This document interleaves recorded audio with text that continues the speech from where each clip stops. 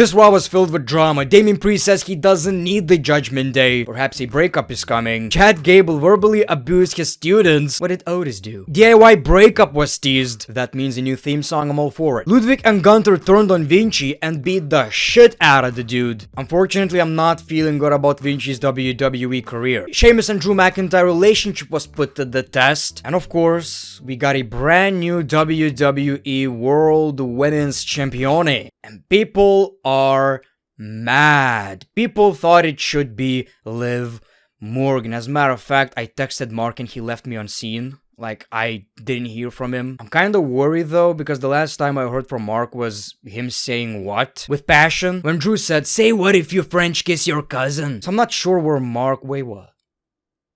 Mark. But like I've said, people thought it should be Liv Morgan. People are big mad. And I get it. She injured Rhea Ripley. Kinda makes sense. Rhea Ripley makes her return and, you know, probably beats Liv Morgan for the championship. Honestly, people, I'm gonna have to disagree with you right here. Don't click that dislike button, you son of a... Don't... Put that finger away. I feel like that would devalue her victory. I feel like it needs to be bigger. There's no bigger way for Liv Morgan to actually win that championship, perhaps even bigger than against Rhea Ripley. Okay, maybe not. But for the past couple of months, Liv's story was she can't beat Becky Lynch. Don't you feel like it would be so much more effective for Liv Morgan to actually beat Becky for the championship than just win a random ass battle royal? By the way, what was up with that? Battle royal, really? That's one of the weirdest decisions WWE could ever make. A battle royal to determine a new world champion after one of the greatest women's championship title reigns. I don't know about that, ladies and gentlemen. I don't know about that. I'm not gonna act like I'm the biggest Liv Morgan fan. I'm just saying what makes sense. And what makes sense is for Liv Morgan to actually build her character by beating Becky Lynch. And then once we get Rhea versus Liv, it's not just because Rhea got injured. It's because she beat Becky Lynch, one of the biggest women's superstars in the WWE right now. Am I wrong right here? But man, WWE are still going hard. That's what I liked about this episode, you know. After WrestleMania, every single Raw and SmackDown, maybe it wasn't great, but honestly, like I've said, since this is a hangover season of, you know, WWE right after WrestleMania, you don't expect much, but I gotta tell you, so far, every single show delivered. We're getting some story progressions, character developments, and that's exactly what this show was. I may not agree with the fact that we got a battle royal instead of like a tournament, right? Like, you gotta work for that shit and crown a champion at Backlash. I may not be a big fan of that, but at the end of the day, we got a new champion on Raw. That's pretty big. Let's talk about it. Oh, but before that, click that like. I know you click that dislike button. You gotta change your mind, boy. You gotta change your mind, boy. That doesn't work for me, brother. That doesn't work for me. You know what also doesn't work for me? You not subscribing. You not clicking that notification bell. That doesn't work for me, brother. The show kicks off with Jey Uso, and again, I hate where his character is going. Like I've said, from one of the most interesting characters in the WWE to a yeet man. Instead of a what chant, now we're getting yeet on purpose this time around, and it's like, is that all we're going to get from Jey right now? He's a catchphrase man. But he talked about his match against Damian Priest at Backlash, and he wants to prove himself and the rest of the world. We see Damian Priest, and he actually told a pretty cool story. They were going to war last year, but there was one night Jey beat him and earned his respect. He wanted Jey to join the Judgment Day, invited him to drinks. He doesn't remember much, but he remembers a conversation of them talking about how they're next to be the champion or whatever. And I'm proud to say you were right, but only half right, because I was next and not you. And you will be the first one to fall out of many. Now Damian was about to leave, but of course Jey had a response. He sees him as just another tag team guy. He's only the leader of the Judgment because Rhea is out, and he will be the next World Heavyweight Champion. JD tried to attack Jey Uso, but it absolutely backfired, and that's why Damian Priest told them, let's be honest, you need me, I don't need you. Pretty cool stuff. I like the fact that they're actually telling the story, you know, he's not a champion because of the Judgment Day. That's actually a fact. He cashed in by himself. The Judgment Day just celebrated with the dude, but, you know, they were not responsible for anything that happened. And now they're just ruining his plan. Seems like every single faction is breaking up. I don't know what is happening. We saw the WWE World Tag Team Championship match, DIY versus Awesome Truth. I actually really like this. I know Awesome Truth is not necessarily, a workhorse tag team that you would have in mind, but I feel like they're doing a pretty job, and this was one of these matches where I don't think we got anything funny from R-Truth, and that's great. I know he's stupid, that's his gimmick, he's delusional, but sometimes you just gotta chill, and that's exactly what we got in this match. They won a match with a tag team finisher, which looked great, and it seems like Tommaso Ciampa is teasing a breakup. He wasn't very happy with the loss. I don't know what it is. I don't know if I want another Tommaso Ciampa versus Johnny Gargano match. I don't know. All I want is for that goddamn theme song to go away. So I'm gonna be happy. And like I've said, my biggest problem with DIY was this presentation. Especially lately, the fact they're just cosplaying as D-Generation X. That's so dumb. But also, I feel like they're way too, I don't even know how to put it. Smiley babyface, the theme song, entrance, Titantron, graphics, everything about them is just not Tommaso Ciampa. It's all Johnny Gargano for me. It works for this dude. Tommaso is a more serious character. We saw the return of Gunther, and he talked about losing the Intercontinental Championship. He even thanked Sami Zayn because this was a lot. Carrying that championship was a lot of work, so he's happy he doesn't have to do that anymore. But he elevated that championship to the next level. There was also a draft, and he doesn't know where he's going to end up, but his plan is to win the 2024 Men's King of the Ring match. We see the New Day. They made fun of the fact that he doesn't have a championship, and we set up Imperium versus the New Day. It's a match we've seen way too many times. They even acknowledge that, like we've seen it so many times, way too many times, but at least we got something huge out of it. So the New Day won the match, and once you see that hug, you know what's about to happen. You just know what's about to happen. He beat the shit out of his partner, but this is one of the better turns I've seen in a while, because Vinci is already down, right? But my man came back with a vicious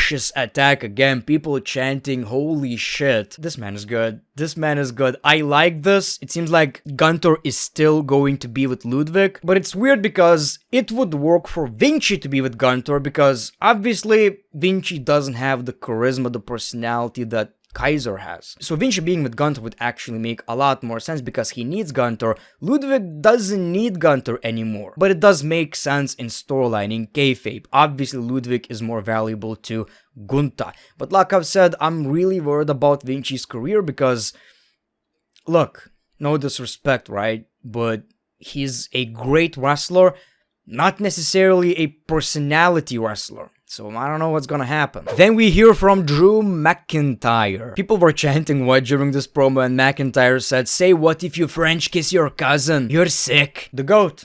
The absolute GOAT. He talked about how Punk hates fans, but he hates himself even more. He called Punk a coward. Anyway, the whole point was Drew is still focusing on CM Punk. We see Sheamus, and Sheamus called him out on that. He says, "You refuse to take accountability for your own mistakes." They talked about their relationship and also said, "You should be World Heavyweight Champion right now, but you threw it all away over a meme and a t-shirt." Of course, Drew was being Drew. It used to be banga after banga, but it seems like after your injury, it's now more like burger after burger. When Drew says it, I get it, but it is kinda hilarious. He's not fat by any means. I've even seen Sheamus talking about it. He's basically bulking up. He was supposed to return after the draft, but it seems like they're still friends, and Drew McIntyre is going to be watching his match. It's this whole Drew McIntyre personality where even if he turns on Sheamus, he's kinda right in his own mind. He's going to have an explanation. So we saw Shinsuke Nakamura versus Sheamus, which on paper is a match that would be so great on a premium live event. I don't know what it is about this match. I can see this would be great, but of course, a random episode of Raw, and it's more about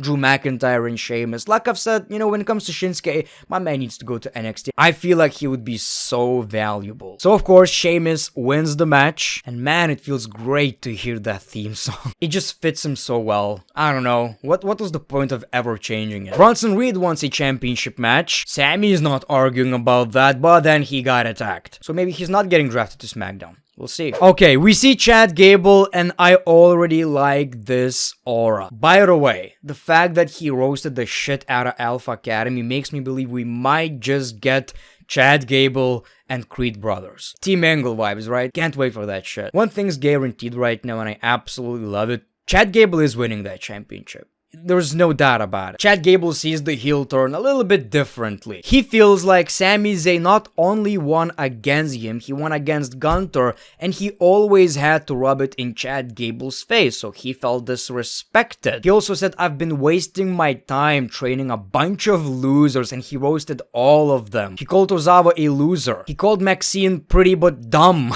and Otis the biggest disappointment of them all. And it feels like he's breaking up with them, but not necessarily. He says, I want you to be on the same page. Now we're going to focus on Chad Gable. And I want you to say it out loud that we're going to make me an intercontinental champion. Good shit, man. Good shit. I know he was a heel pretty recently, but this is so different. He was a heel comedy character. Now he's a heel serious character. Completely different vibes right here, and that's exactly what we needed from Chad Gable. Really excited about that shit. Can't wait for him to become a champion. It is unfortunate though we're not getting that match at Backlash. I think we're not getting it, right? Then we saw a tag team match, Santos and JD versus Andrade and Ricochet, which was pretty cool, in which of course the babyface team won. Damien comes out, beats the shit out of Ricochet and Andrade and says, I don't need you guys need me. So much drama, ladies and gentlemen, so much drama on Monday Nitro. Eventually they're going to break up, and I feel like it would be a great idea for Dominic,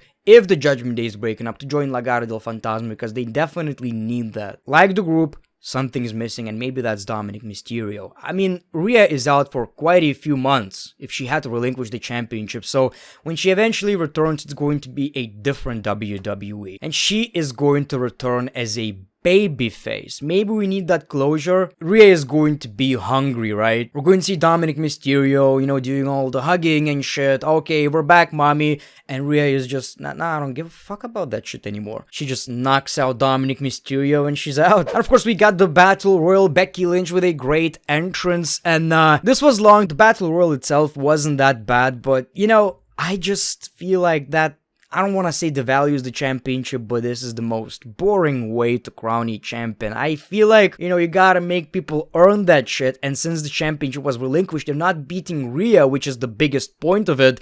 At least give us a tournament where people have to, you know, go through a lot of shit. Now, again, it was Becky Lynch who won the championship. She looks great with the title, by the way. You know, big celebration, and people are pissed. But like I've said, the bigger story is Liv Morgan beating Becky. That is so much bigger than just eliminating her in the Battle Royal. That's just my opinion. Maybe I'm wrong. Am I very excited about Becky Lynch as a champion? Not necessarily, but I do hope I'm proven wrong. So that's all I got for you today. In a bit of a rush, I gotta check on Mark. You know, Liv Morgan did not win the championship, and he's...